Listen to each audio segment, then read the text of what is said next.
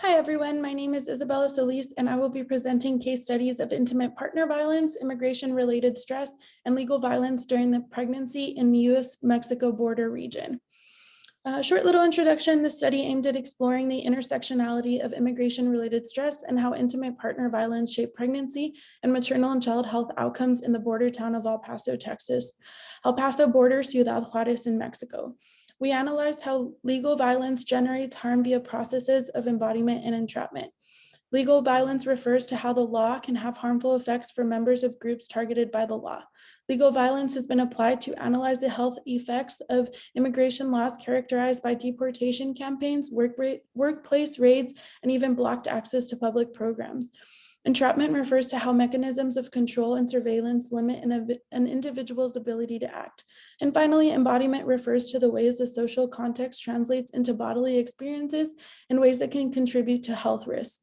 Understanding these women's experiences can inform various community programs that work with immigrant health communities, survivors of intimate partner violence, and women's reproductive health, as there is a need for more professional engagement in women's experiences of emotional distress during pregnancy, birth, and the postpartum period. Okay, a little bit of background. I'll start with U.S. immigration law and intimate partner violence. There isn't a general consensus in the literature on the prevalence of intimate partner violence. Some studies show that prevalence is particularly high in some immigrant populations in comparison to the U.S.-born population, while other studies show similar or lower rates. When an abusive partner is a U.S. citizen or resident, that person can hypothetically petition for residency of a spouse who is in an abusive relationship. The promise of legal residency often contributes to an abused partner staying in the relationship. Legal violence and entrapment is next. The implications of gender entrapment can include limiting a person's options for leaving an abusive relationship. From a legal standpoint, entrapment more specifically refers to a person being lured into a compromising act. Given that the perpetuation of harm is rooted in the enactment of immigration law, the concept of legal violence is important for emphasizing the harmful effects of the law stemming from continued entrapment in an abusive relationship.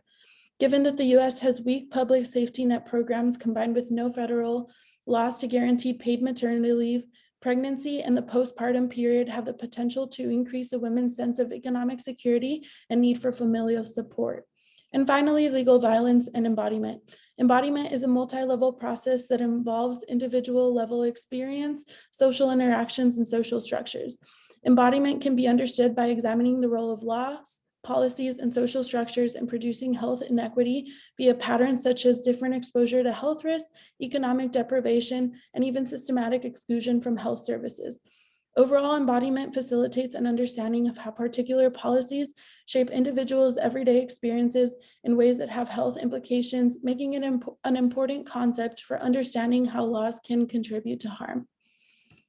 Okay, I will talk about the methods now. Qualitative in-depth interviews were conducted with 5 women out of a subset of 35 women who were part of a larger study. The interviews were recorded, transcribed, and analyzed using Atlas TI.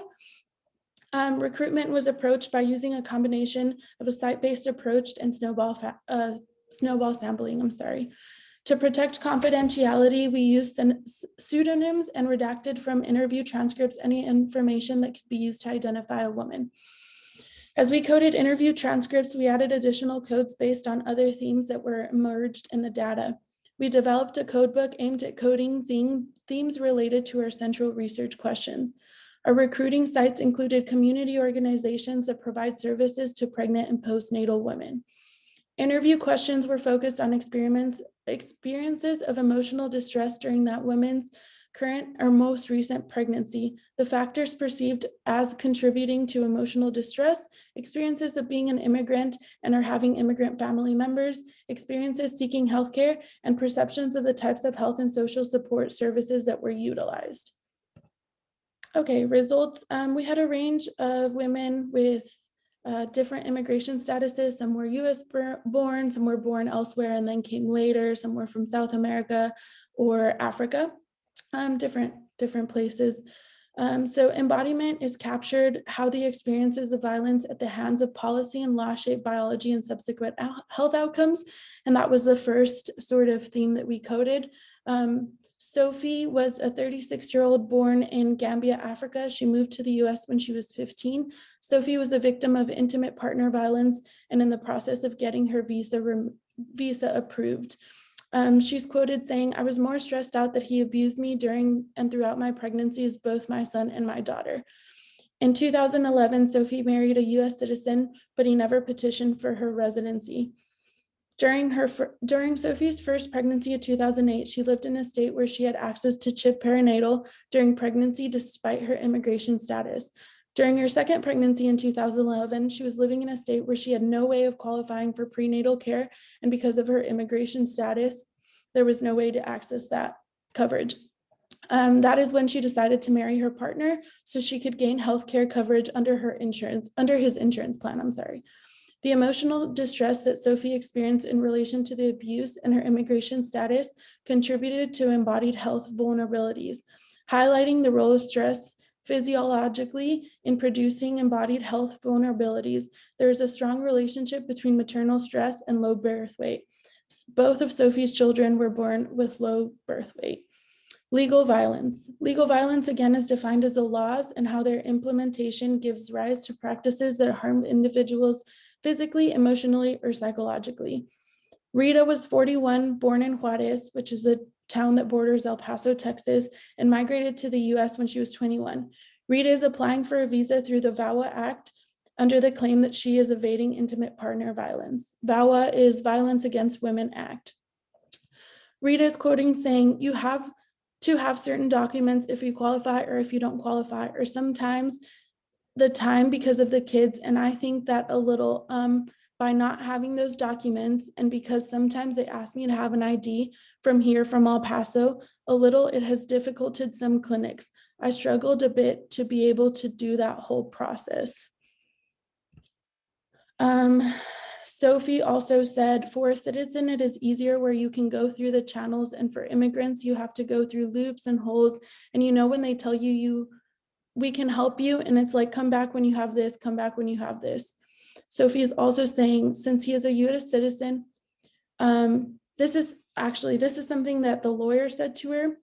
So Sophie sought the advice of an immigration lawyer. Rather than advising Sophie on how to apply for residency under the VAWA Act, the lawyer suggested that Sophie return to her husband. According to Sophie, the lawyer said, "Since he is a US citizen, you should get back with him so you can get your papers, so he can file for you. Within 3 months, you will get it."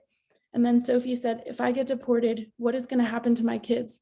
Their father is not going to take care of them." Sophie's understanding of immigration law, in part because of the problematic legal advice, made her feel trapped in an abusive relationship, highlighting the ways immigration law can exacerbate gender entrapment by further limiting a victim's agency.